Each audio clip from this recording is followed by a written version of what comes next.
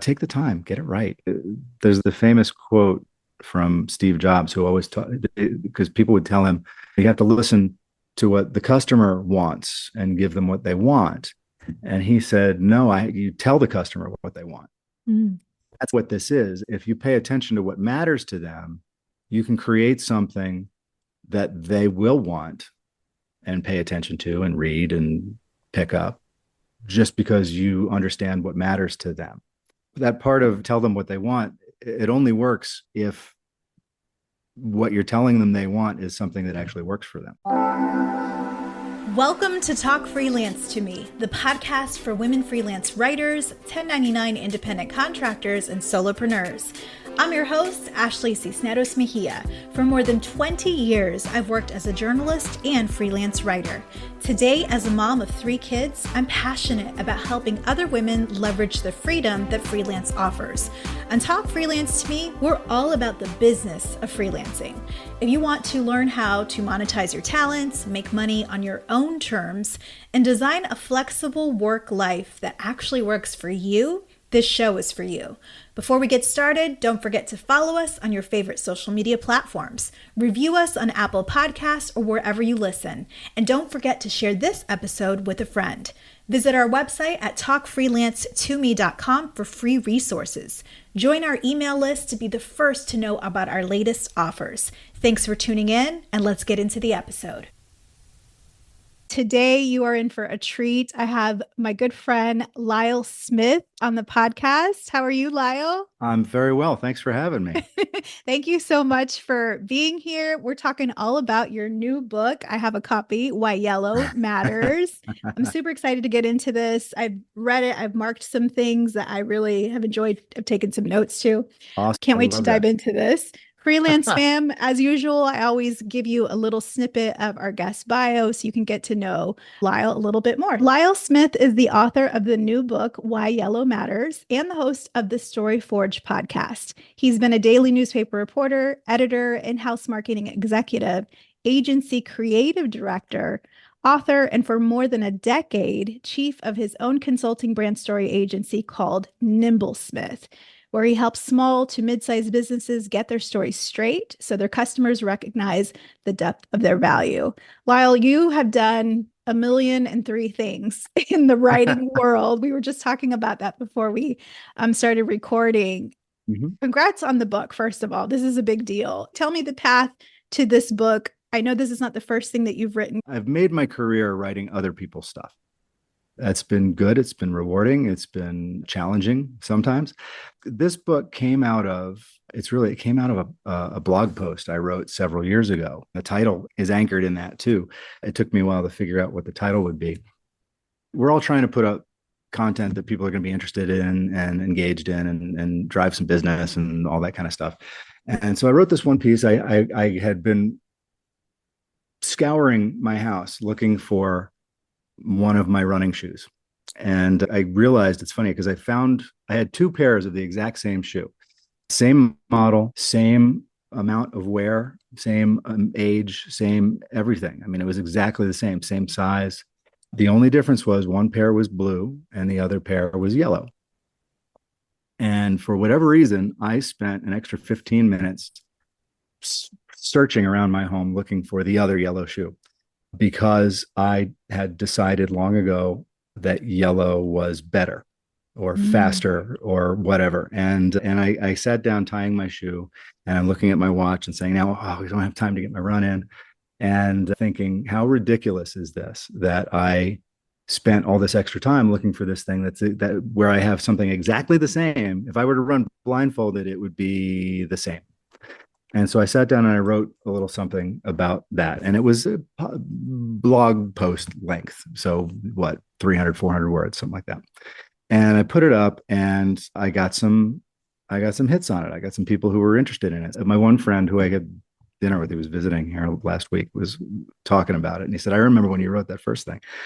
And I said, yeah, it was just something that stuck with me.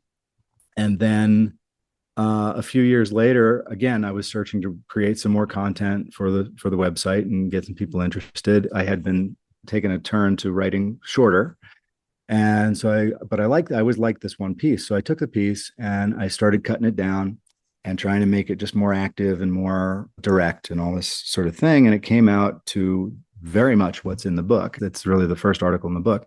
And it's, I don't even know how many words it is, but it was a writing style choice, almost poetic Yeah. in That's what it form, reminds me of. Yeah. if I don't want to claim to be a poet in any way, but it was just single lines and a punctuation that maybe isn't grammatically correct, but it knocks out the pauses that I want people to think in their heads as they're reading it.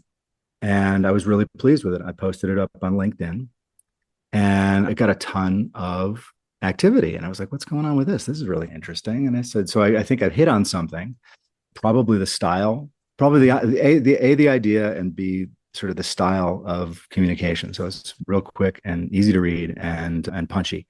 And so I thought, well, I've been wanting to challenge myself to post 30 days in a row, something, whatever it is.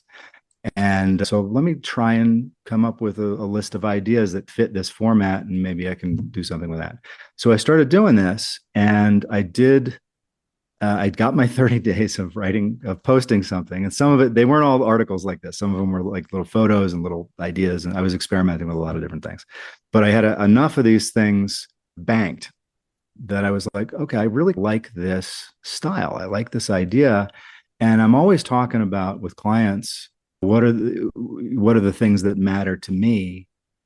Because that's, to me, if you're not paying attention to your audience and what they want, you have to really be tuned into what matters. Because like, yeah, I'll ask people, they'll write an idea down and send, and here's something. Why don't we try this? And then I'll inevitably turn back and say, yeah, it's clever, but what does it mean? Mm. And so we spend an inordinate amount of time diving into what does that mean? And as a result, why does it matter? Who cares? You write this idea down. If it doesn't connect with someone and what they need or what they want or what they're trying to achieve, what's the point? So I started figuring out these ideas, and I got them all together, and then I collected them. Some of them were posts, some of them never made it past my desk. And I gathered the batch of what I thought were the best of them, and I ordered them into an order that seemed to make sense for me. And I looked at it and I'm like, And I sent it off to a couple of different friends, and I said, I think this is a thing. Do you think this is a thing? I'm not sure.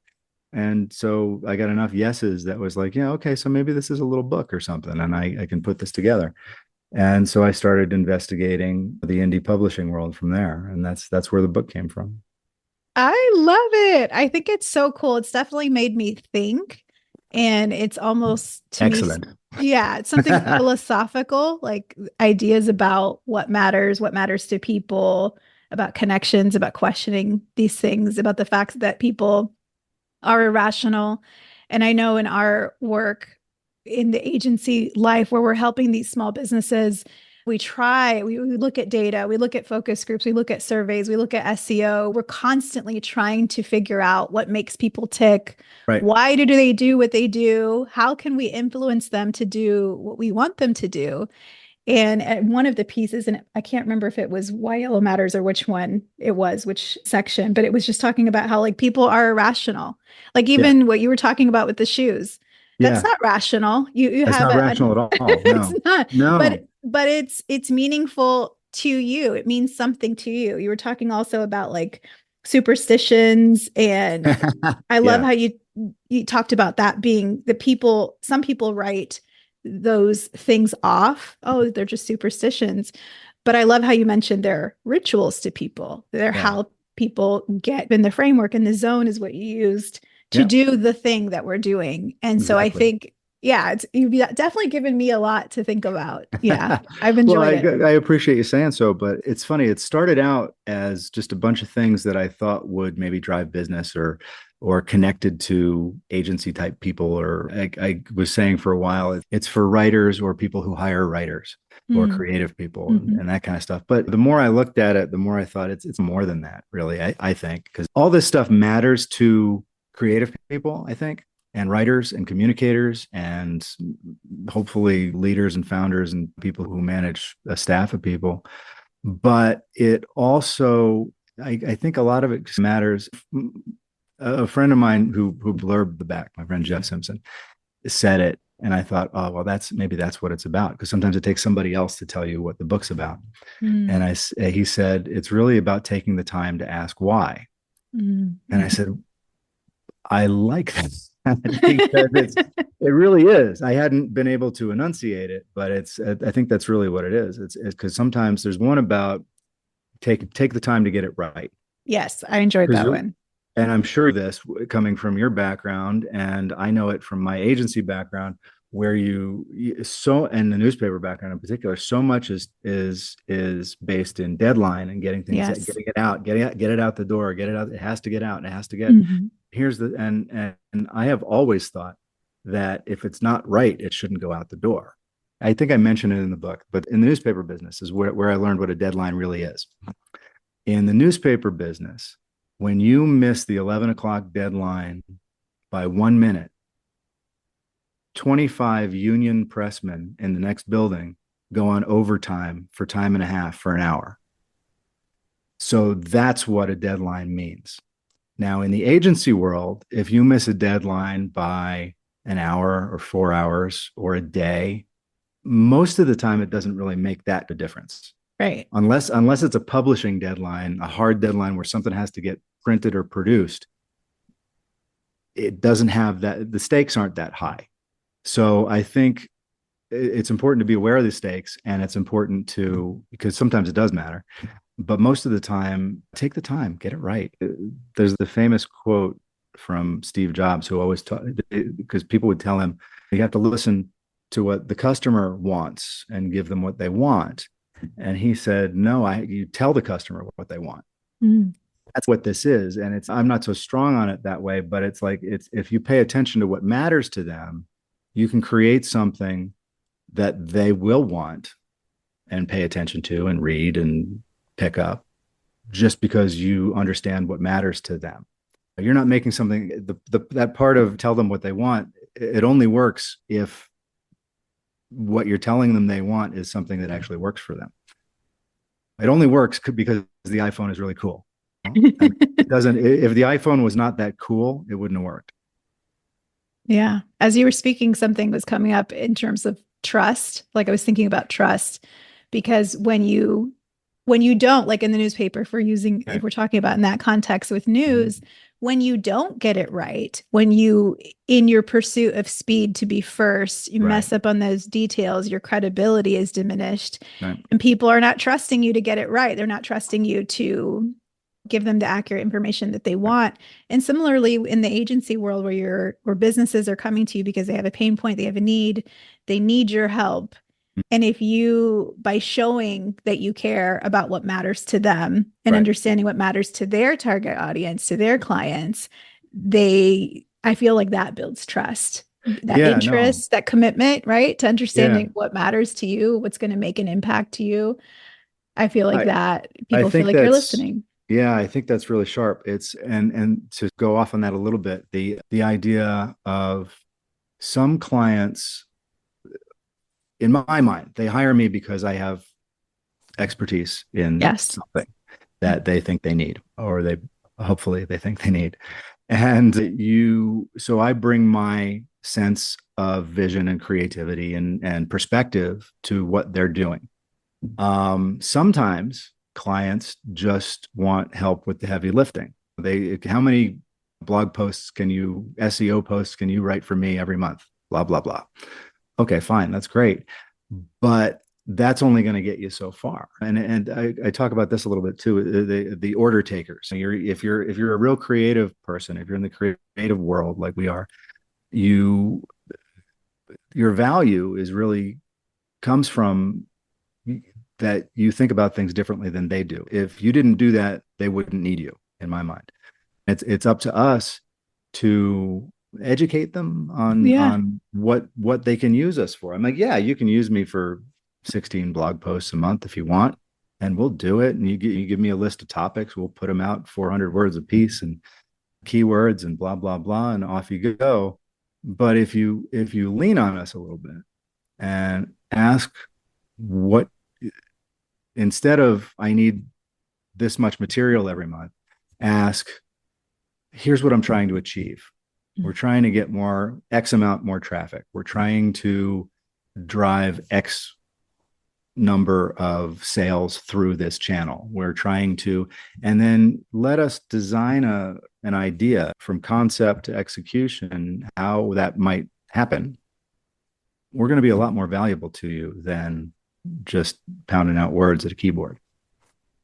Absolutely. Knowing that end goal, because sometimes when you're talking about like training, educating clients and helping them understand what's possible, figuring out that end goal, I mean, it's so important. Sometimes I can remember situations where folks would come up and saying, I need to be on X social media platform because my competitor's there, or I need a billboard because my competitor has one and I want one too. And but what's the goal, right? Because there might be other channels that we should be using to achieve those goals, that marketing, communications, PR, brand journalism, our clients are not from that world. So we have to show them, here's the recommended path that we think will help you get to that goal. But again, that's the why, right? That's I need to be on this platform. Okay. Why? Right. Why do you think you need to be there? Yeah. Okay. Let's take a step back. What is it you're trying to achieve? Okay. Maybe you're right. Maybe that is where you need to be. And then if you're there, how do you need to appear when you're there? How do you, because you have take it from the business perspective, but I mean, everybody has a story. You can call it a brand, you can call it a style, you can call it a personal attitude you walk down Fifth Avenue with, whatever, and that you want people to pay attention to or emulate or whatever. So we all have this style, but we have to find a way to communicate it to the people who matter to us in a way that matters to them. And if you go at it and say, well, my competitor's on TikTok, or my competitor started a YouTube channel and I have to start doing videos. Okay, yeah, maybe, but be sure why you're doing it. Otherwise, you're creating a lot of work for yourself that may not really deliver on the value side. 100%. And it's hard to talk to some clients that way because they're really convinced. Yeah. You know? And that's why one of the things I do with my clients is a brand story exercise. And this gets, you talk about trust. This gets a lot of trust for me from some of these guys because I end up sitting in a room. I try and be with 4 or 5 people, the CEO or the founder or whoever the top dog is, probably a marketing person, probably their right-hand person, whoever that is, whatever role they might be in, because we're working with smaller businesses. So it might not be your COO. It might be your COO. And then I always ask to have somebody in there that deals directly with the customer. Ideally, the customer's complaints all the time. So good. Because that's the perspective I want to have when we do this. Yeah. And we start working through the brand story and in a real hero's journey kind of way. Who's the hero, who's the villain, blah, blah, blah, all that stuff. But then we take a couple of hours to dig beyond those basic questions. What does it mean? And we always end up having, and my biggest challenge in there is it's always with the CEO. Always. And it's always just trying to remind him or her. Yeah. Hers go with you more, by the way. Right. They run with it. They like the exercise. The guys tend to be really rigid about what their box is and where they need to be. And which is an interesting thing, I think. And maybe a good perspective for your show. But the guys, they all do it because they all suffer from shiny object syndrome, where they want to move on to the next thing. They see their job as coming up with great ideas, which is terrific, and that's great. And a lot of them could be really valuable from a sales perspective or a marketing perspective or whatever. But in this exercise, when you're trying to figure out your brand story, who it is you're talking to, why, what matters to them, I go through this whole thing where I literally have them close their eyes for a few minutes and just, okay, think about your customer, think about being your customer, think about how they see you and what you do and what other people do who do what you do. Because I need you to think about how you're going to get their attention and why they should give you their attention. Because that's another thing when people read, There's studies have been done about this. I remember one from the newspaper business years ago where they always say people don't read anymore.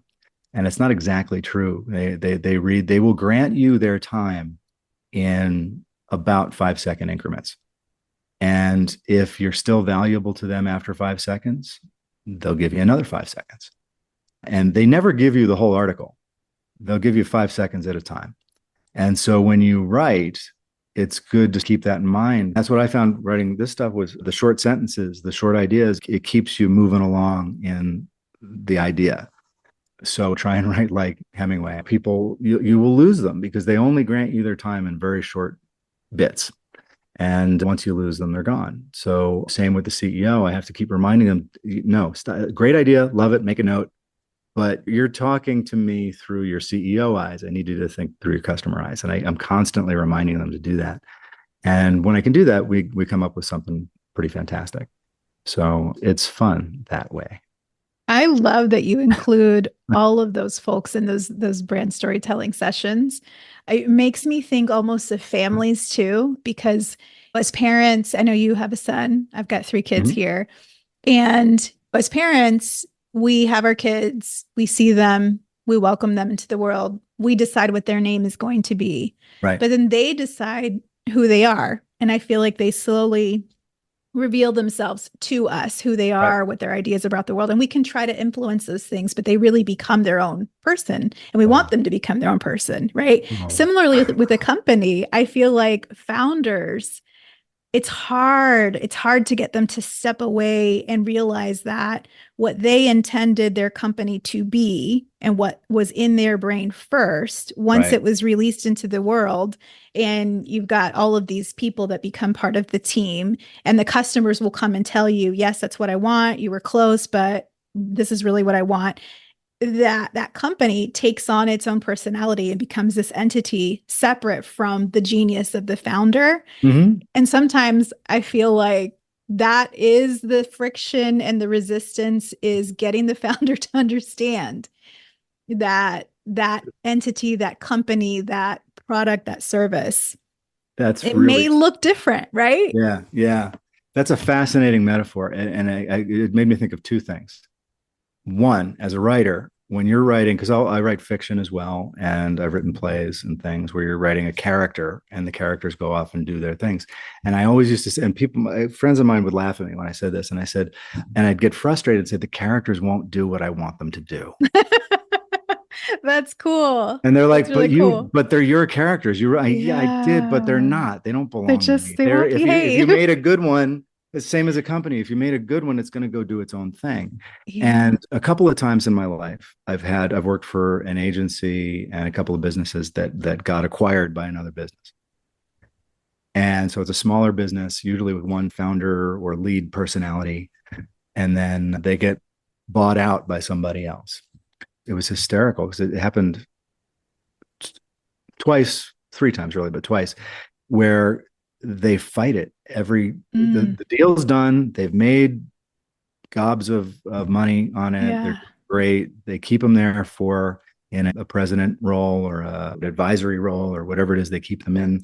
And then the business becomes part of this larger business. And then it starts to change. Yeah. And they get frustrated. Oh, and because when, and I always laugh because I always just say, when you sell your business, this happened to my father-in-law. It happened. He was a veterinarian, and he sold his practice, and they kept him there for a while. They transition, and it's like, when you sell your business, it is not yours anymore. It doesn't belong to you anymore. Yeah. You don't have that kind of control, and control is a little bit of a phantom anyway. But it's and they really struggled with it to the point where one time, and this may be a story for a whole nother episode. The guy who had been CEO of the smaller company was kept in and whatever. And then he had been working behind the scenes because he wanted to take over the larger company and all this stuff. So almost a year to the day, like his contract was up, right? The year to the day. And they met him at the door and escorted him out of the building. Oh no. That's with a little bit of a rude awakening, right?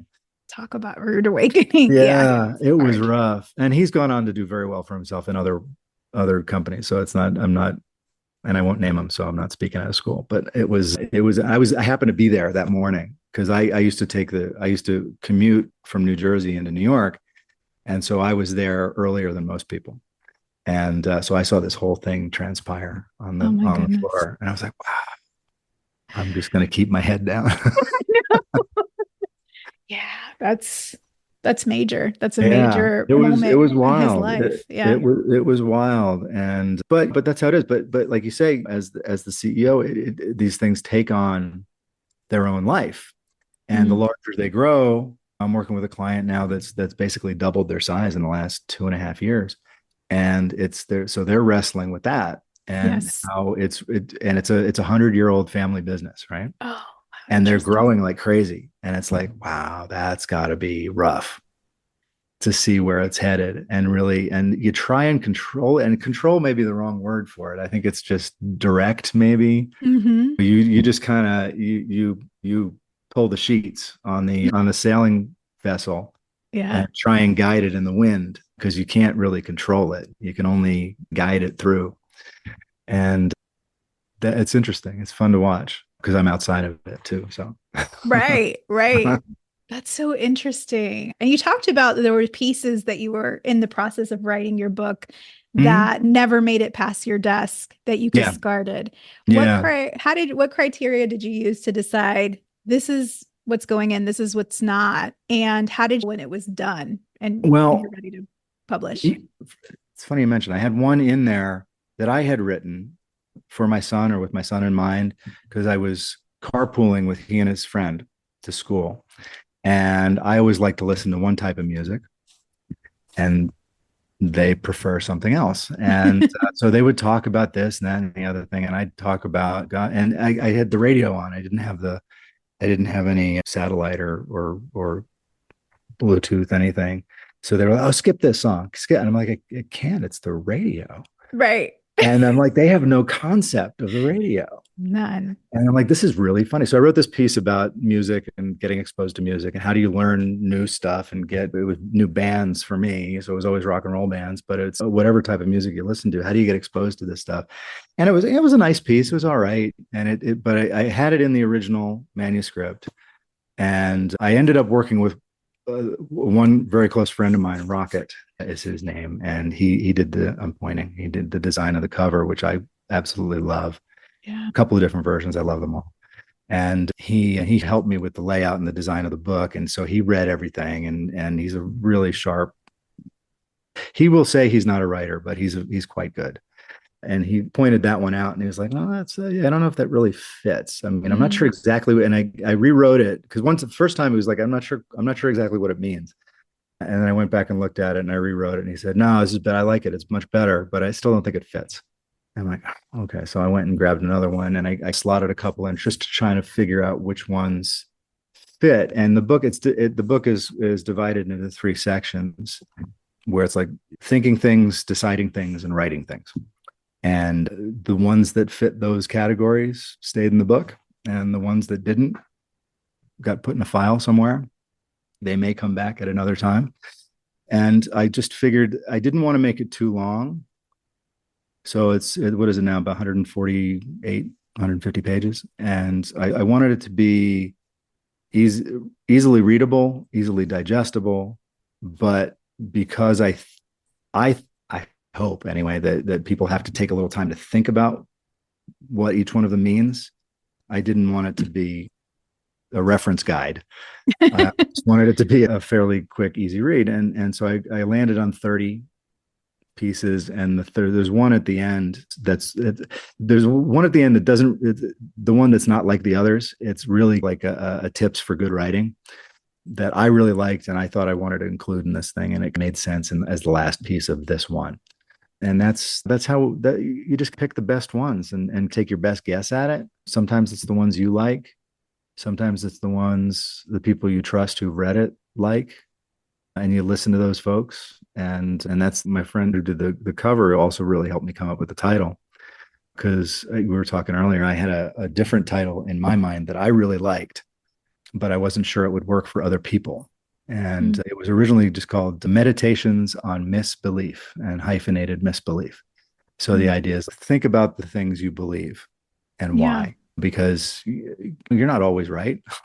I'm not always Right. right. Right. And sometimes the things you believe change over time. So the idea was the same, but he wanted something pithier and that he could do a design with. And then it was funny, the cover design. He worked on it longer than I wanted him to. And I'm like, I'm waiting for this cover and I want to get it out there. Yeah. And we're on a Zoom call. Because he was living in Brazil at the time. And so he gets on and he gets up in the camera like this. And he says, are you ready? And I'm like, yeah, I'm ready. And he's like, okay, because I'm really excited about this. And he turned it around and he showed me the cover. And the cover was a little different. Originally it was on the background, instead of the green, blue, white background, it was on imagine if you put a piece of paper into a Xerox machine and it printed out as that just black gray wash that you get Right. from a blank page. And then it was a different lemon, but he put the lemon on top of that in all black, glossy and whatever. And the layout of the title was a little bit different, but he showed it to me and he said, what do you think? And I went, like, my chin dropped and my eyes went like dinner plates. And I was like, because I had a whole bunch of other ideas in my head of what it would be. Yeah. And all of them the color yellow figured prominently. And this was nothing like what I was thinking about. And he showed it and I'm like, I love it. And then he redid it a little bit and found a lemon he liked better and all this. But the concept was always the same. And I know your audience is a lot of writers. And Yeah. if anybody's thinking about writing a book, the best advice I can give you, after do the best writing you can and have a really great idea, which I understand just kind of gets gifted to you by the universe sometimes. Have somebody you really trust who can do the cover and give you some good input, good hard things to listen to sometimes too, about what's good and bad about it and what needs to be changed and what works and doesn't work and all that. Because as much as writing a book is a solo enterprise, producing a book and putting it out there to the world is absolutely a collaborative effort when it's done well. So, and I was fortunate to have one guy who could do both of those things. I had also a good friend who was a proofreader, who was invaluable to me, even though it's a weird format and grammar is not as important as some books. And Heather, my wife, she's a voracious reader and she likes most of my stuff. And she was incredibly helpful as well. So, and my son Aiden's 14 now, and I would read stuff to him, and sometimes but he always liked listening to it, even when he was with the earlier pieces. I've read him stuff forever, and I always read things out loud to make sure they sound right, because it's an auditory practice as much as it is a written one. So I would read things out to Aiden and see and he's like, oh, I really like that one. And sometimes it's like, nah, it's okay. What does that mean? And I'm like, good. Keep asking that. This is so good. I could almost see this as almost like a daily app. I love how with that first title that you mentioned, the meditations, because I felt like all of this makes me think, right? Mm-hmm. Even the cover when you were like, okay, so why a lemon? Okay, lemons are yellow, but there's no yellow into it. But there's all of it makes you stop and think. Seeing the word yellow spelled out in capital letters, but then the absence of the color. My proofreader hated the break in yellow, by the way. That was on 2 lines. Couldn't stand it. Yeah. I mean, I get it. I'm not changing it. No, it's cool. All of it makes you think, right? And that's what we want. I think this is the anti-chat GPT. Like all of this is so refreshing because it does make you think, right? That's a funny thing. That's a funny thing, because I did take, just totally out of curiosity, I took a couple of these pieces that I wrote and put them into an AI tool and said, basically rewrite it, show them, correct it, make it better, whatever. Yeah. And they came back and I'm like, oh my God, that's terrible. Because it's a really specific style. It doesn't work. I don't think it doesn't work if it's just pure prose. It has to be broken up this way. And we spent a lot of time making sure when Rocket was laying it out, we did live layout sessions and just kind of Wow. checked every break, every page break, every line break.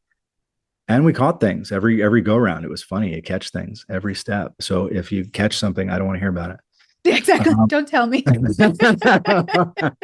But you do, and that's another lesson in proofreading and editing is that it's not a matter of making it perfect. It's a matter of minimizing the mistakes. Yeah, it doesn't work unless it's broken up this way. And the layout and the design line by line is part of the meaning, right? And I commented on something yesterday. They were talking about how they had a presentation and they were trying to make the argument that if you stripped out of your pitch deck all the imagery and just had white background, black text, if it doesn't make sense, it's not going to work, right? And I'm like, that kind of makes sense. And then a designer got in and made a comment, and basically the picture is worth 1,000 words perspective, which I buy. But then I went in and commented. I said, and I get that, and I agree with it. However, the designer still needs the story. The designer needs the words. What are you trying to communicate? Right? Yes. So if you don't have a clear idea to communicate, you can't put the right picture with it. Yeah. I've had a wonderfully love-hate relationship with a lot of designers over the years because they have very specific ideas about things, and I don't always agree. And I'm not always in charge either. I had a lot of creative directors I've worked with were designers first. I prefer working with a creative director who, if they're not a writer first, they're definitely a writer as well. Because I think writing is not just writing. Writing is storytelling. Writing is designing. Writing is thinking. Writing is a lot of these things. And so for every one page of finished product I have 100 pages of notes filling a drawer or a trash can or something. And because you got to work through it all. And when design's the same way, as you work through a lot of iterations of what you're doing to try and communicate an idea. And whether you're doing that with a picture or letters. I love that. I love even when you were talking about that word misbelief in the first title that you were thinking about it and, Right. and the hyphen. Right. We have to know when you were talking about writers are all of these things and all of these activities are associated, not just thinking of words and typing them on a keyboard, but we're translators, right? Like we're distilling information and we're thinking about who we want to reach and what they speak, what they're going to receive. And out of all the language that we can use, what's the precise word that we need to use for this situation? And we need to know those things so that we can give it to the designer so that they can visually figure out how to communicate. I feel like if one thing is wrong, if we're using the wrong word, that takes everything off the track. I think you could come up with a different result. I agree. It's different. And it depends. And there's an interpretive component to it all too. It's like whoever reads it in a different way. I forget. I want to say it was a Mel Brooks movie or a Mel Brooks sketch or something where they were doing the to be or not to be speech from Hamlet. And the actor decided he was going to do it in a different way. And so instead of to be or not to be, that is the question, whether 'tis nobler in the mind to blah, blah, blah. And he said, to be or not? To be, that is. The question is whether 'tis nobler in the mind. And he broke it all, and it was hysterical because it's a comedy, but in the way he presented it and acted it out, it was a riot because it's like, wow, that's just so wrong. But then if you listen to it a little closer, you're like, well, wait a second, let me think about that for just a minute. And yeah, maybe there's something there because the way people read sentences that you write, they might read them differently than you intended them to be read. And so and you can't control any of that, but you can think about it a little bit. Yeah. You can do your best to anticipate. Yeah. And that's what this does, because it's all very line period, dot, dash, whatever I use, I forget, in all these places, is designed like when you write a play or when you read a play, you will see different types of punctuation to notate what the actor should do. And then you have things in parentheses for stage directions. So if you a lot of modern plays don't have that much in it. They have, it's mainly just text, and you read it like it's a normal punctuation. But if you read like a Samuel Beckett play, it has a ton of little ellipses to indicate pauses, and then have stage directions that say long pause and things like this, because he was very, very specific about what he wanted, how he wanted his play to be presented. And they're harder to read. It's advanced theater reading, but if you can get into the zone of it, it's you get exactly what he means, and you're not going to misunderstand it.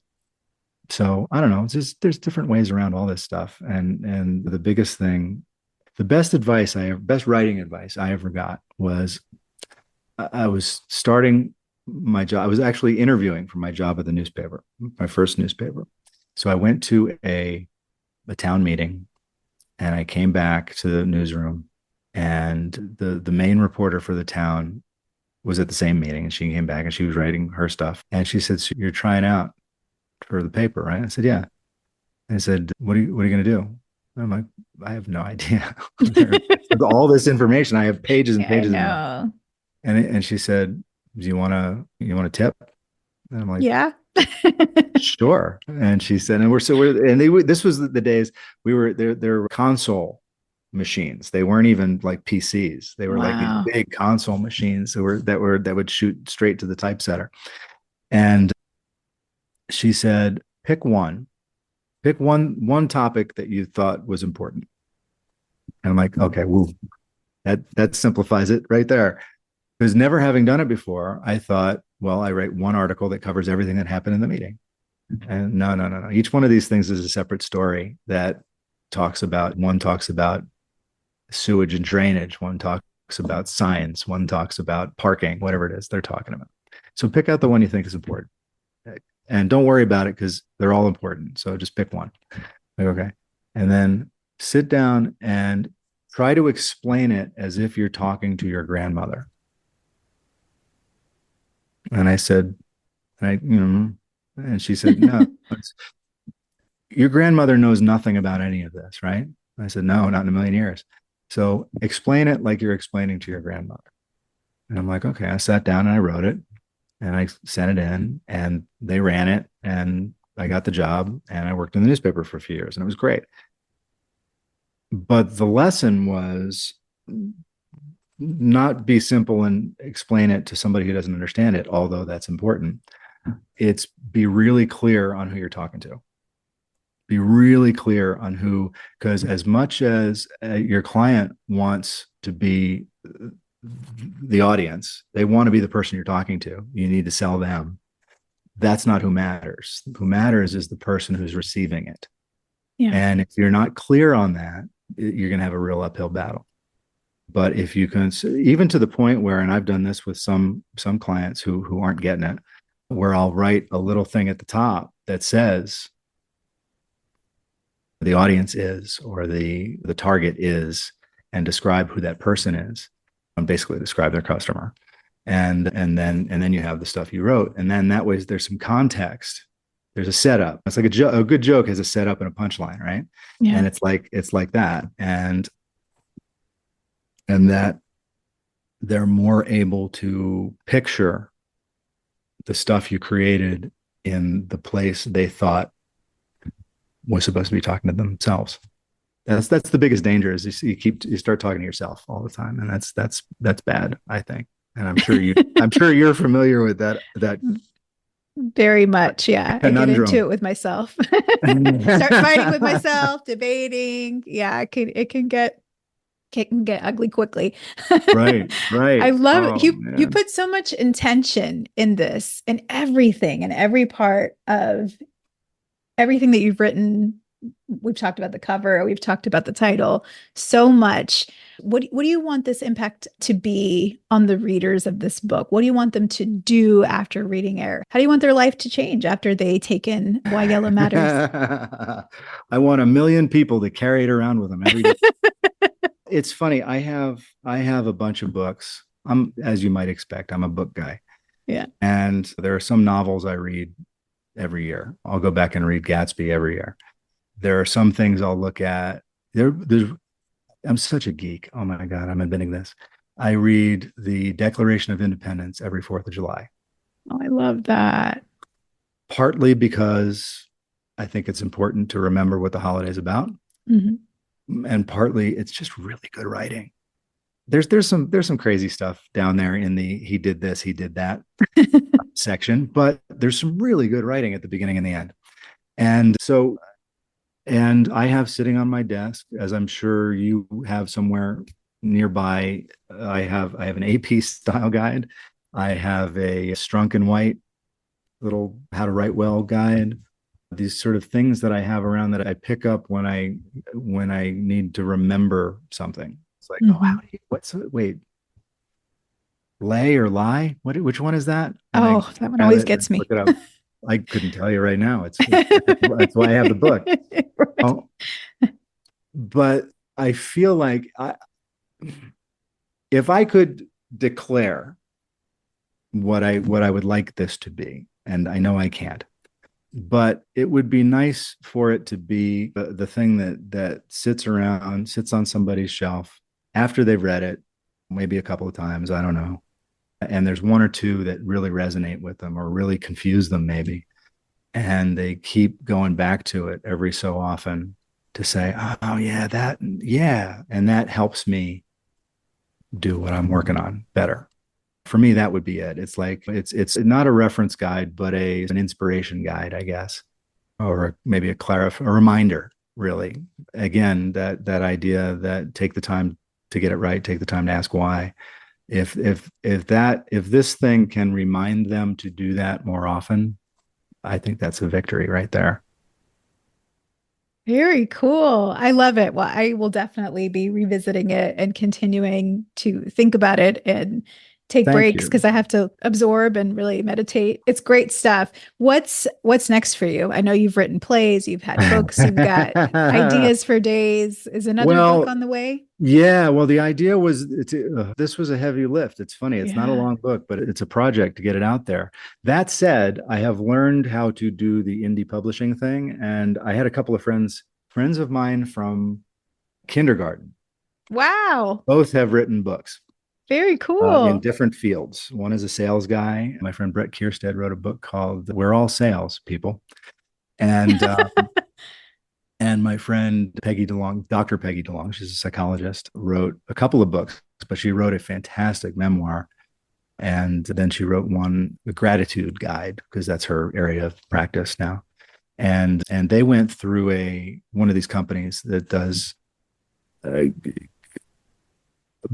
beyond vanity publishing and into the indie publishing world. And it's like, let me control it myself kind of a thing. And so I talked to them a little bit about it and did my own research into it and realized with my background in publishing and newspapers and printing and all that kind of stuff, I could do most of this stuff myself. And I had some good resources as far as proofreader, a couple of good editors and a designer. Cover design is really, really important. So anybody thinking about doing one, it separates you from the books that indie publishing with a lowercase I and independent publishing with a capital I. That's the difference. And the cover makes all the difference. And so I did it myself. So I worked through all that myself, which gave me a lot of extra work and a lot of extra headache, but it's a lot I have gratitude for it because I did it. And so I had always thought of this as volume 1. I've called it volume 1. It's a little dangerous calling it volume 1 because you got to come up with volume 2. But I have a list of other topics and thoughts, and it'll be 3 different sections. So like this one is thinking things, deciding things, and writing things. The next one will be 3 different themes. I have a vague idea that there are 3 volumes. Mm. and maybe when I have all three, I'll put it out as a hardcover. I don't know. But I have a series of novels that I have in mind that if I can manage to put time aside to work on, I'm going to work on. And then Nimblesmith is going strong and creating brand stories and content for people. I ghostwrite as well. I spend a lot of time writing for other people. And that's another thing. People should use ghostwriters. Busy people should use ghostwriters because they can help you find your voice. They can help you clarify your message. They can help you really understand your audience because a lot of time, again, a lot of times you start talking to yourself and it doesn't mean as much. So I have all that work. That's I had hoped the book would drive some more work. It would sell some copies, which it's doing, and I'm grateful for that. People seem to be happy with it. I get quoted back to myself from time to time, which is very strange. It's a very strange thing, but it's fun. And then I have other stuff I want to do. Creative people always have a million things they want to do and have to figure out which ones are the most important to them. So that's me. That's where I am. No plays on the horizon. I did that a long time ago. I'm vaguely considering what it might look like if I were to start helping people independently publish their own books. Because it seems to me I think there's a space between some of these agencies, businesses that help you write your book through to publishing and people who don't really need the help writing it. There's a lot of us out there who have a lot to say, and they really just need the help taking it from manuscript to available in Amazon and Barnes and Noble and wherever else, Apple Books, wherever you're going to make it available. So I think there's a gap there that I feel like maybe I could help some people with. And so that's something I might expand into. It's still kind of a vague idea, but I love that. I think lots of people would be interested in that, needing that hand holding. I think your experience too in marketing and communications and storytelling and journalism, I think makes you especially like qualified, I think, to offer a new perspective on that. Because so much of what I hear with writing a book is is like once you get it birthed, it's like you have to market it. You have to tell people about it. You got to push it. You got to do ads even if you don't want to. You got to get on podcasts. Whatever you can do to you got to get the word out is what it is. And like I did this book. I'm very proud of it. I'm very happy with the way it came out. I mean, I had a friend who was a partner in the Michael Graves design group, and he was holding the paper, and he's like, "Did you get to pick the paper and stuff?" And I was like, "Because I love the way it feels." Wow. And I'm like, "Well, it's funny because when you're doing this, you don't have as much leeway on those types of things that you might like to have." But again, having a little bit of background in that's I got from the newspaper business is printing, and I'd go hang out in the printer after deadline and watch the papers come off. And so I intentionally chose a paper that was a matte finish, not a glossy finish, that kind of stuff. And he's like, "Yeah, no, really, it just feels good." I'm like, "Okay, cool. I'm glad that's another thing. I like that." Yeah. I like the matte because you can take notes because I've underlined things and stuff. So maybe it's a workbook, maybe it's a journal, maybe it's like a daily app. I would love to hear you record it too. I have a vague idea of doing that too, and I haven't quite figured out how to execute on it, but I'll get there. My friend Brett and his book, he did an audiobook version of his book, and it came out wonderfully. So I'm going to lean on him a little bit.